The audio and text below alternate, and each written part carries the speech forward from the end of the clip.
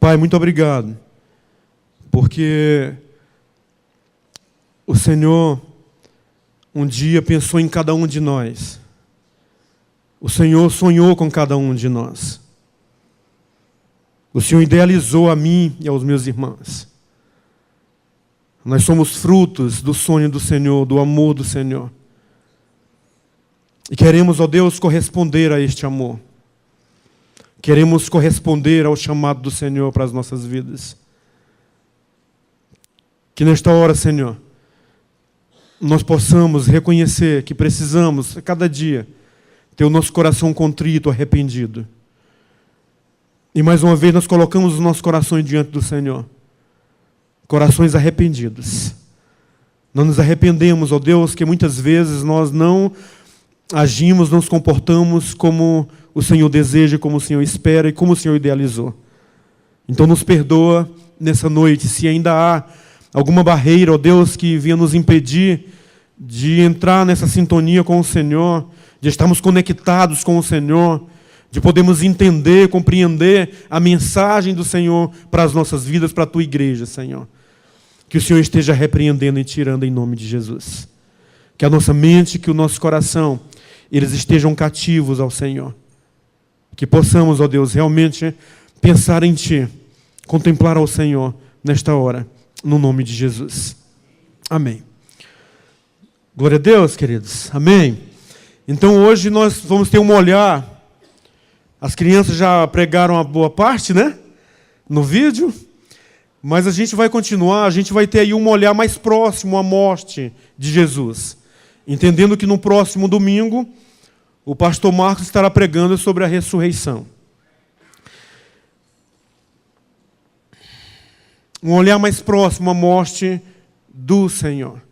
O que nós queremos nessa noite é que a presença do Senhor, ela seja real nas nossas vidas. Porque nós reconhecemos nessa hora a nossa dependência nele. Amém? A nossa dependência no Senhor. Nós precisamos da intervenção do Senhor. Não é somente ter um olhar mais próximo. É tentar compreender toda essa dinâmica do sacrifício de Jesus e procurar aplicar às nossas vidas. E procurar transformar em atitude, em prática, em comportamento, em que agrade aos olhos do Senhor. Por isso nós precisamos da intervenção do Senhor nas nossas vidas. E que o Senhor Ele possa falar comigo, Ele possa falar com você, porque Ele já tem falado através dos tempos, Ele já tem falado através dos anos, e hoje Ele continua a falar. Por quê? Porque todos nós precisamos dEle. Todos nós necessitamos dEle. A presença do Senhor é imprescindível para as nossas vidas. E que o Senhor possa nos abençoar nessa noite de uma forma muito intensa e muito marcante para a glória dEle.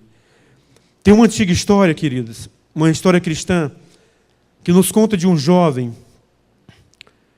que, convertido ao Evangelho, ele recebeu sua cruz para seguir, juntamente com outros peregrinos, pela estrada de Jerusalém. Torturado, porém, com o peso da cruz que lhe fora confiada, parava fadigado para descansar. E esse jovem, ele reclamava de vez em quando a questão do peso da cruz. Movido por puro egoísmo, ele aproveitou-se de uma das paradas para procurar trocar a sua cruz por outra mais leve, dentre aquelas conduzidas por seus companheiros de jornada. Aproveitando a escuridão da noite, lá se foi ele, pé ante pé, sem fazer ruído, até o local onde todas as cruzes estavam depositadas. E pesando uma a uma, ele escolheu a que lhe parecia a mais leve de todas. No dia seguinte, reiniciava a viagem, e ele notou que ninguém reclamava.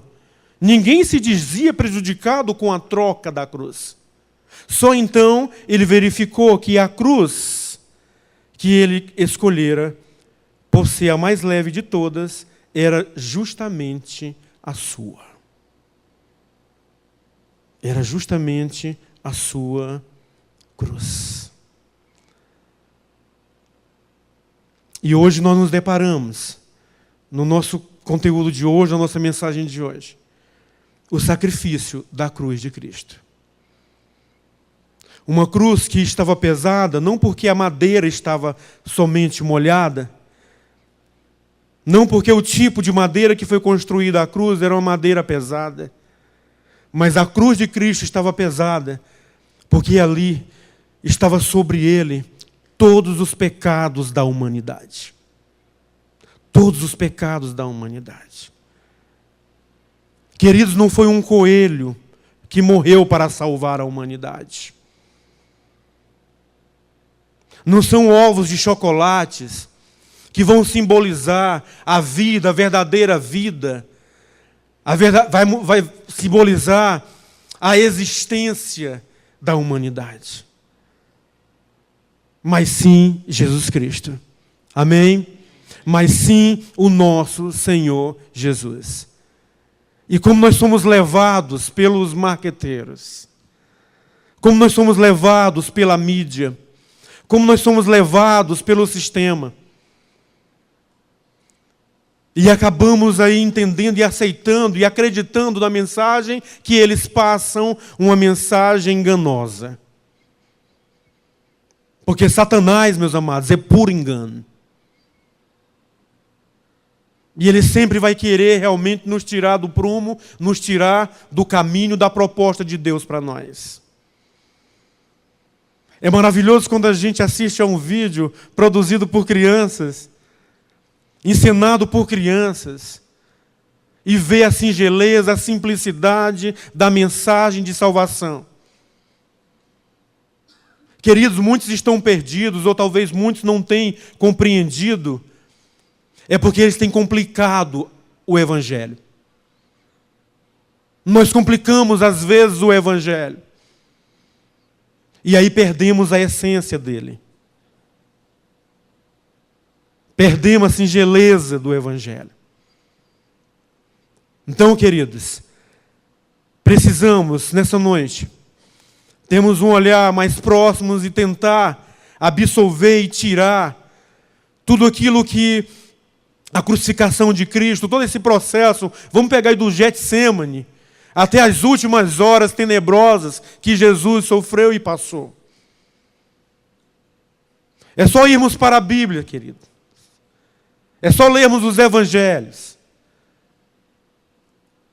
E aí nós temos a passagem do Getsêmani. Estando Jesus,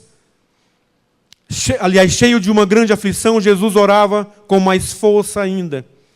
E o seu suor era como gotas de sangue caindo no chão.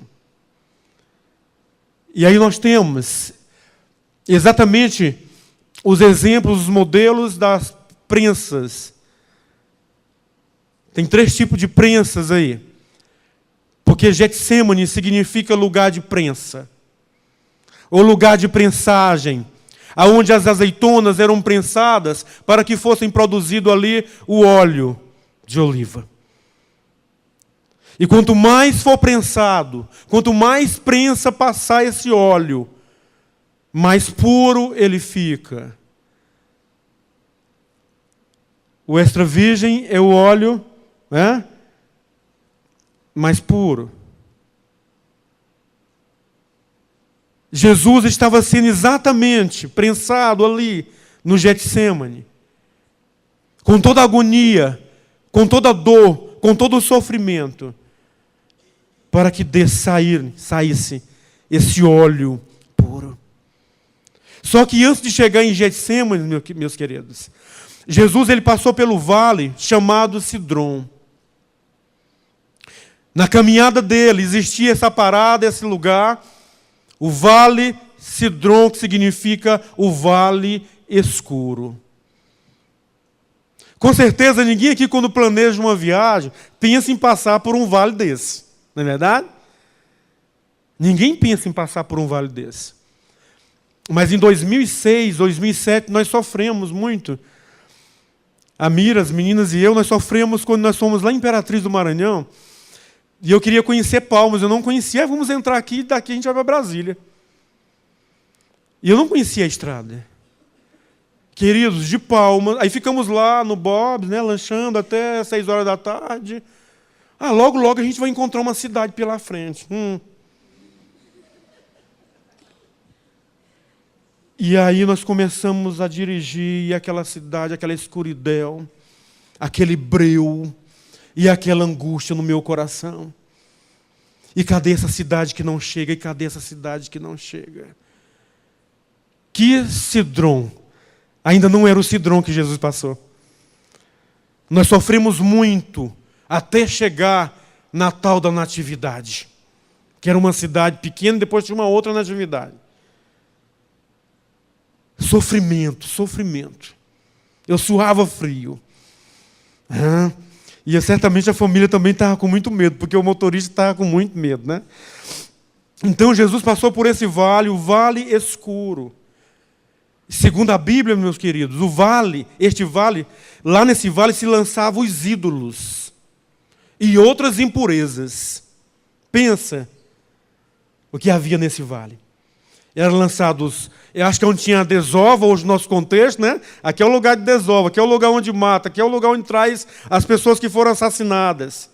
Aqui é onde tem todas as carcaças. Jesus passou por esse vale. Em nossa caminhada para o Getsêmani, também é um encontro com a sinceridade com Deus. Jesus passou por esse vale até chegar ao Getsêmani, mas também ele estava ali, indo ao encontro com a sinceridade com Deus. Aonde nós colocamos, meus queridos, Deus diante dele, as nossas fraquezas. Getsêmani é exatamente esse lugar aonde nós precisamos ter um encontro muito sincero com Deus e aonde nós colocamos as nossas fraquezas diante dele. Mesmo que tenhamos passado pelo vale de Cedron,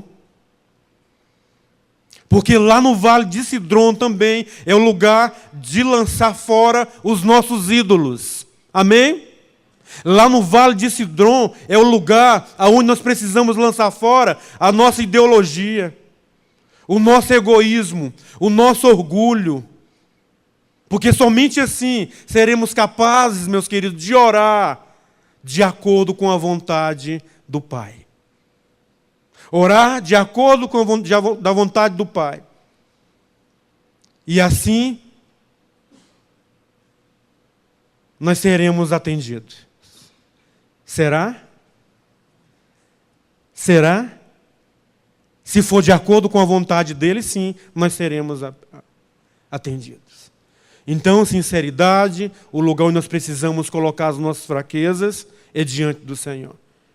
Então, o Senhor passou exatamente por esse lugar, e depois no Getsêmani, nessa prensa, que talvez alguns aqui ou muitos estejam aí sendo prensados hoje, não é verdade?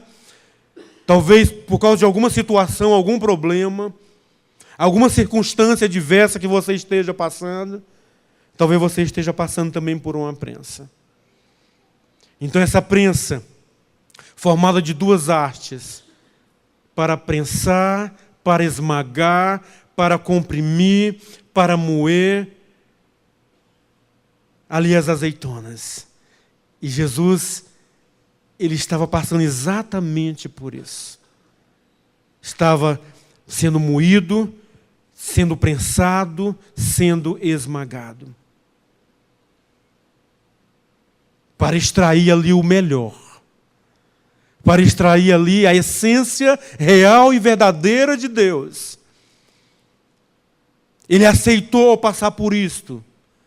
Porque ele sabia que o plano de Deus para a humanidade era um plano de salvação, um plano eterno, algo muito abrangente, seria para todos.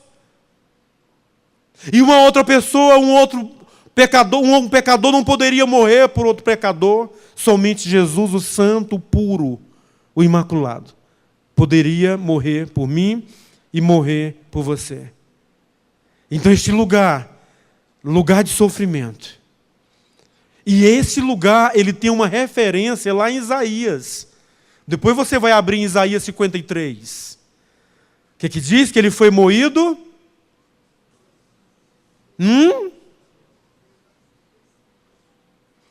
Ele foi moído por causa das nossas transgressões. Olha só.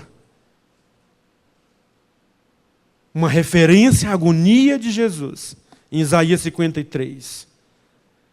Lemos exatamente o que está a acontecer com o Senhor Jesus no Getsemane. Por causa das nossas transgressões. Então, queridos, podemos entender o lado humano de Jesus. O seu temor, o seu sofrimento, a sua agonia e, sobretudo, o seu amor doador. Amém, queridos? O amor doador do Senhor. E aí nós poderíamos hoje somente falar a respeito aqui do Getsemane. E eu ainda quero ficar mais um pouco aqui, para que a gente compreenda, porque as crianças, no vídeo, elas já passaram algumas coisas que eu ia falar, e eu não vou falar, porque elas já pregaram por mim. Tá? Então, o Getsemane é muito além da angústia. Uma angústia terrível, indescritível. É uma das poucas passagens sobre Jesus, querido, que é narrada pelos 4 evangelhos. Os 4 evangelhos narram esta passagem do Getsemane. Olha a relevância, a importância. E os 4 evangelhos relatam ali a angústia de Jesus. Lucas, meus queridos, foi o único evangelista que registrou ou que falou mais sobre o fato do sofrimento de Jesus naquela hora em que o suor dele se transforma em sangue. Porque Lucas, ele era médico. Já imaginou o suor se transformar em sangue? Ele disse que o suor era como gota de sangue caindo no chão. E que quando uma pessoa está colocada nessas condições excepcionais, de uma fraqueza física tal, acompanhada de um abatimento violento, causado por uma profunda emoção e por um grande medo, o terror, o susto, a angústia terrível, de se sentir carregado ali, carregando todos os pecados dos homens. Isso deve ter esmagado Jesus. E emocionalmente ele estava muito tenso, queridos. E ali as artérias, as veias arteriais sendo rompidas. A dor tão grande, a angústia tão grande. E aquelas artérias sendo rompidas e ali aquele suor sendo transformado em sangue, ou o próprio sangue. Saindo ali dos poros de Jesus. Com tanta angústia. Jesus sabe o que é passar por angústia, meus queridos.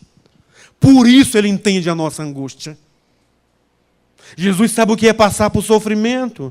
Por isso ele entende o seu sofrimento. Ele sabe o que é dor, desespero.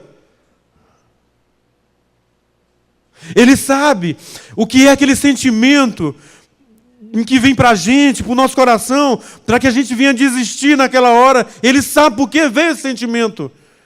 No que se refere à humanidade de Jesus, veio. Porque ele queria passar adiante aquele momento.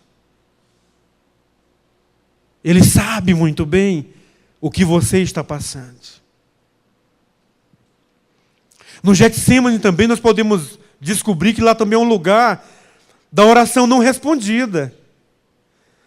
De imediato, é o lugar da oração não respondida. Passa de mim esse cálice. Podemos dizer até uma colocação para as nossas vidas, que é um lugar certo, talvez com motivações erradas. Ou as motivações certas, talvez no lugar errado. O que eu quero naquela hora é que as minhas orações, os meus anseios, os meus pedidos, que o meu desejo ou desejo sejam atendidos. A gente é bem assim.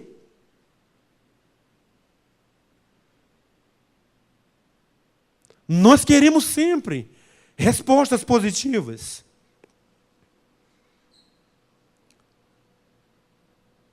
E aqui nós vemos um contexto no qual uma oração não foi respondida. Um lugar pelo qual, um lugar do medo, onde o medo humano quer falar mais alto. Talvez medo da reação da família, talvez o medo da sociedade, ou o medo de ser visto como fanático. Talvez aqui há crentes, irmãos que não têm outros familiares convertidos e têm medo de ser visto como fanático. E que na hora que está no lugar certo, e que precisa ter a motivação certa, não age como deveria, porque eu não quero ser visto como fanático.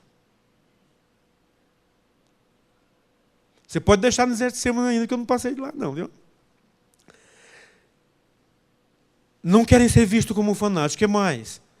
E emperra também as nossas ações que favorecem a vontade de Deus para as nossas vidas. E que às vezes são motivações certas. Ações do coração de Deus para o nosso coração que vão nos favorecer, de Deus. Não é numa esfera humana. Sabe? Não é na esfera da terra. E aí Deus tem as motivações certas, tem a resposta certa, e a gente não consegue ouvir. E a gente não consegue compreender. Que sentimentos movem os nossos corações? Ou que sentimentos estão movendo o seu coração? Quantos buscam a Deus por uma resposta para o seu sofrimento? Levanta a mão aí quem está buscando a Deus uma resposta para o seu sofrimento. Levanta a mão. Pode levantar sem medo. Seja qual for o sofrimento. Todos nós estamos buscando uma resposta. Queridos, o Getsemane é o lugar do cálice do sofrimento não removido. É o lugar do cálice do sofrimento não removido. Jesus precisaria passar por aquele lugar. O sofrimento iria acontecer, sim. Seria daquele jeito mesmo. Porque voltando um pouco, como o reverendo Wesley fala, para trás mente, quantos tentaram impedir Jesus de chegar aqui nesse lugar? Quantos tentaram impedir Jesus de chegar até a cruz?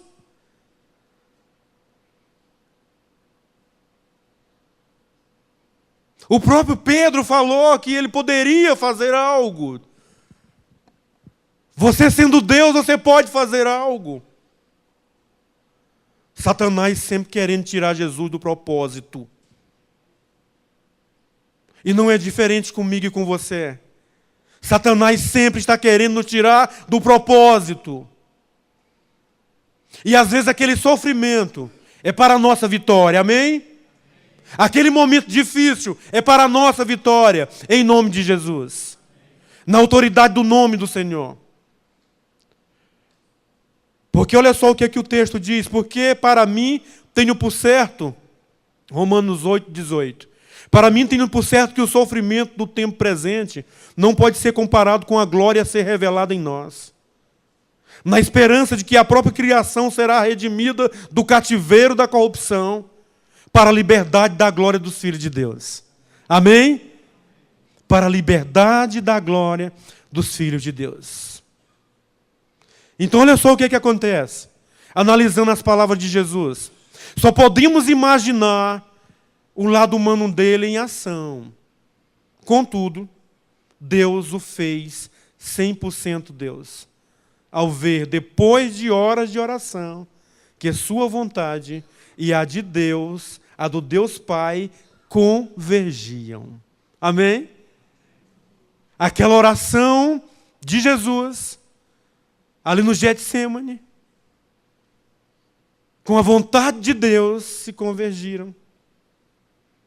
Então, precisava decidir seguir a vontade de Deus. A sua oração está convergindo com a do Pai? A sua oração está conectada com a vontade do Pai? Ou é simplesmente a sua vontade ou uma vontade que se transformou em capricho? É vontade ou é capricho? Porque eu quero ter. Porque eu preciso disso. Precisa, filho?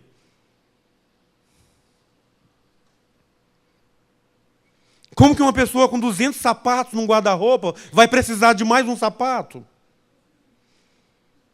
É uma centopeia, né, essa pessoa? Meus queridos.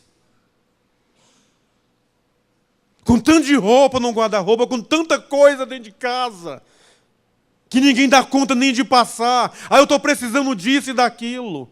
Que egoísmo.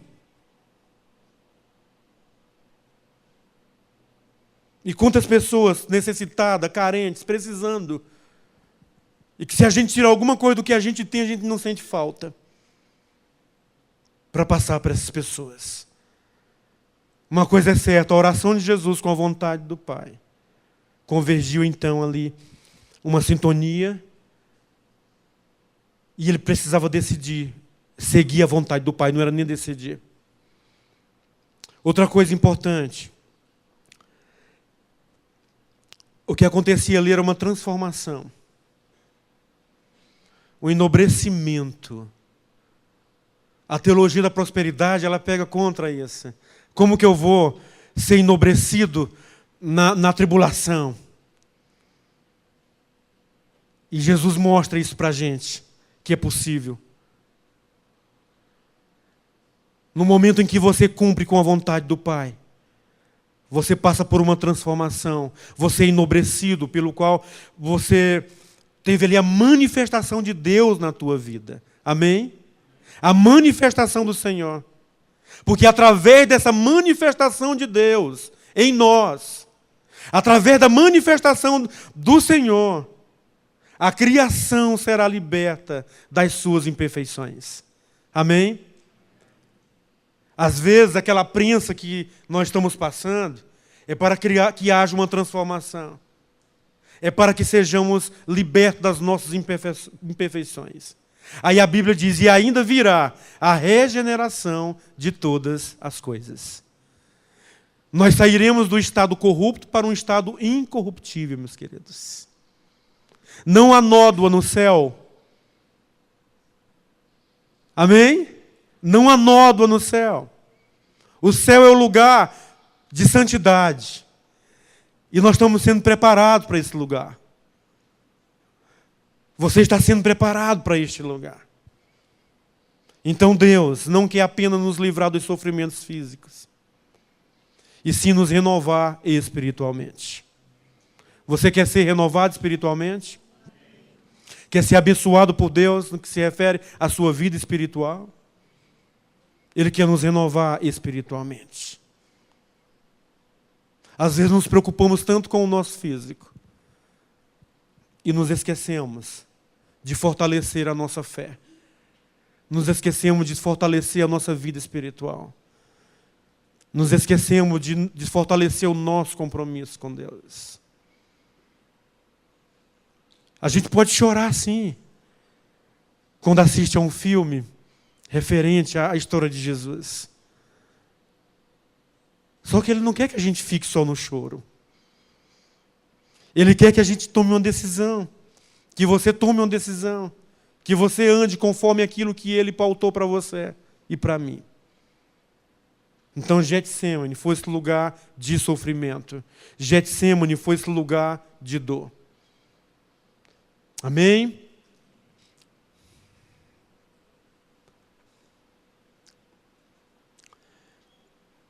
E aí nós temos o contexto da flagelação e a coroação de espinhos.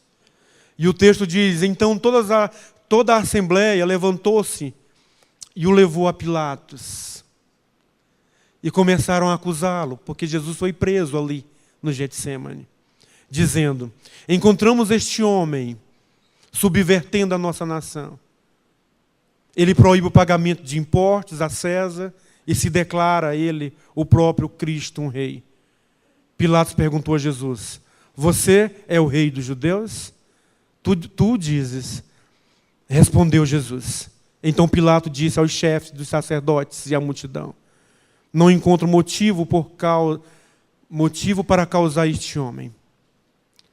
Mas ele insistia. Ele está subvertendo o povo em toda a Judéia com os seus ensinamentos. Começou na Galileia e chegou até aqui. Ouvindo isso, Pilatos perguntou se Jesus era galileu. Então ficou sabendo que ele era da jurisdição de Herodes. E enviou a Herodes, que também estava em Jerusalém naqueles dias. Quando Herodes viu Jesus, ficou muito alegre, porque havia muito tempo e queria vê-lo. Pelo que ouvira falar dele, esperava vê-lo realizar algum milagre. Interrogou com muitas perguntas, mas Jesus não lhe deu resposta. Os chefes dos sacerdotes e os mestres da lei estavam ali acusando com veemência. Então Herodes, os seus soldados, ridicularizaram-no e zombaram-no dele. Vestiu-o com um manto esplêndido. Mandaram-no de volta a Pilatos. Herodes e Pilatos, que até ali eram inimigos naquele dia, tornaram-se amigos. Pilatos reuniu os chefes dos sacerdotes, as autoridades e o povo, dizendo-lhe, vocês me trouxeram este homem como alguém que estava excitando um povo à rebelião. Agora vou passar para cá, senão eu vou ficar torto. Rebelião. Eu examinei na presença de vocês e não achei nenhuma base para as acusações que fazem contra ele. Nem Herodes, pois ele o mandou de volta para nós. Como podem ver, ele nada fez que mereça a morte. Portanto, eu o castigarei e depois o soltarei. Ele era obrigado a soltar-lhes um preso durante a festa.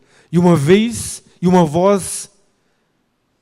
só voz, eles gritaram em uma só voz, acaba com ele, solta-nos Barrabás. Barrabás havia sido lançado na prisão por causa de uma insurreição na cidade e por assassinato. Eu não estou enxergando. Pilatos dirigiu-se a ele novamente, mas eles continuaram gritando, crucificam, crucificam. Então, queridos, nós vemos aqui o jogo de empurra das autoridades em relação a Jesus Cristo. Jesus foi levado diante desses homens. Leva para cá, leva para lá. Os soldados ali estavam preparados para receber Jesus, para começar ali a procissão com Jesus carregando aquela cruz e ele sendo chicoteado, surrado. Como foi doloroso, como foi difícil para ele. Ele carregando ali aquela madeira sobre os seus ombros. E ainda mais, queridos, além da cruz, eles colocaram ali uma coroa de espinho em sua cabeça, em toda essa trajetória, o denominando como rei dos judeus. Se é rei, então toma uma coroa. E essa coroa foi cravada em sua cabeça. E Jesus, certamente, ele foi perdendo a sua consciência. Mas, ao mesmo tempo, ele se manteve ali, firme no propósito que Deus tinha para ele, em relação à humanidade. Que flagelo Jesus passou. Sacrifício de morte, sofrimento que ele passou. E aí, qual será a nossa reação diante daquilo que ele tem para nós? Qual será a sua reação? Porque teve uma caminhada ali até o Calvário.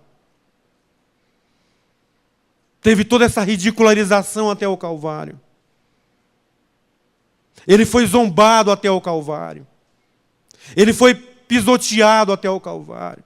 Ele foi ridicularizado até chegar no Calvário.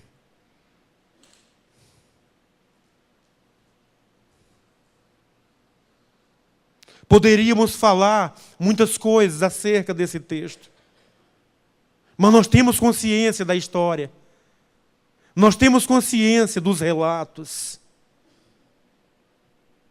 Nós vimos que de uma forma bem simples e singela, as crianças passaram aquele vídeo, gravaram aquele vídeo. E aí, qual será a nossa atitude diante disso? Eu queria que você curvasse sua cabeça. Nós estamos finalizando, mas ainda temos mais uma parte para falar. Mas só para você pensar nesse sofrimento de Jesus. Feche os seus olhos. Pense na zombaria que ele passou, no escárnio, ridicularizado.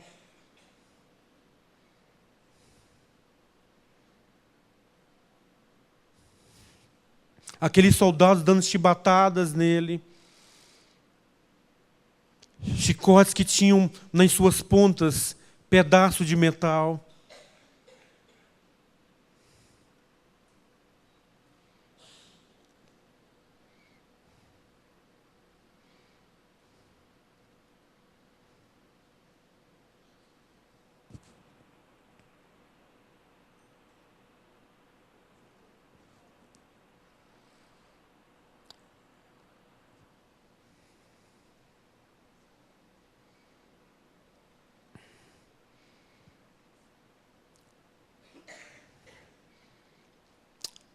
Comece a visualizar a crucificação de Jesus agora.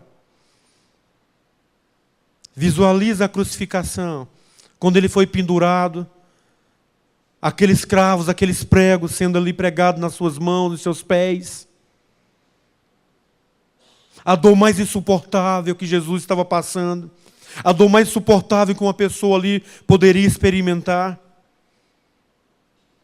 Aquela dor lesionada por aquele escravo sendo cravado em suas mãos.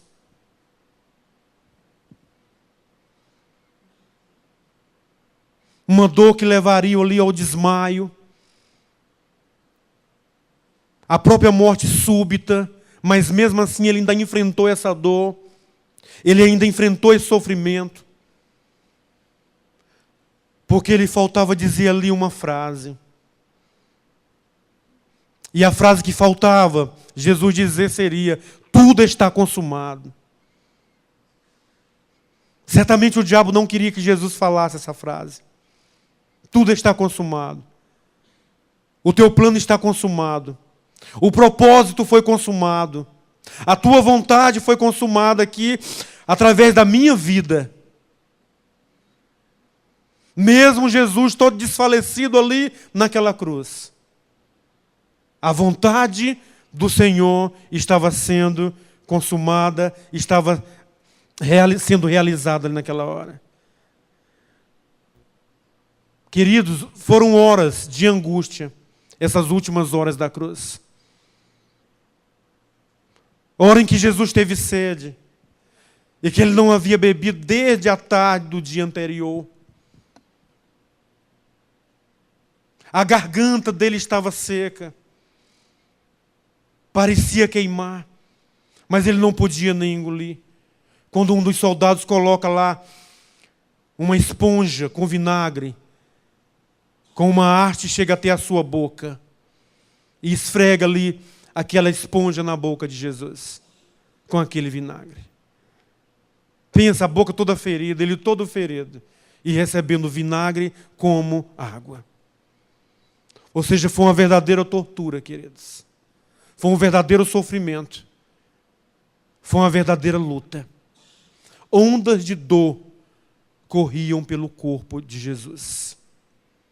Ondas de dor contraíam ali os seus músculos. A respiração se tornava ofegante. Tornava cada vez mais curta ali. Jesus respirava com a última força dos pulmões dele.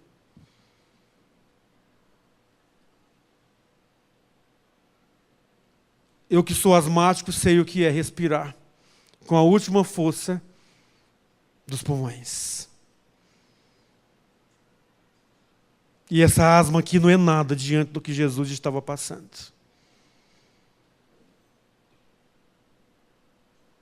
Ele teve necessidade. Seu rosto pálido, depois fica vermelho, depois vai roxeando por causa da asfixia, e aí ele entrando nesse processo de morte. Mas lentamente, com um esforço extra, um esforço sobre-humano, Jesus tomou um ponto, se apoiou. Imagina Jesus se apoiar naquele prego para levantar a sua cabeça e dizer: Pai, perdoa essas pessoas. Pai, perdoa esses homens. Eles não sabem o que eles estão fazendo. Libera o perdão para eles. E logo em seguida, o corpo começa a se afrouxar de novo. E Jesus falou uma das 7 frases que ele falou na cruz: tudo está consumado. Tudo está consumado.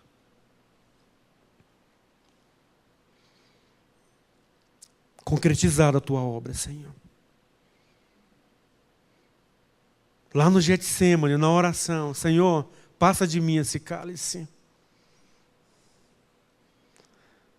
Mas como ele estava conectado em Deus, a oração dele se somou à vontade de Deus. Aí ele disse: que seja feita a tua vontade. Que seja feita a tua vontade. Nós vamos chamar a nossa equipe aqui, e nós vamos ter uma parte da conclusão mais prática para as nossas vidas. E eu gostaria que você continuasse orando.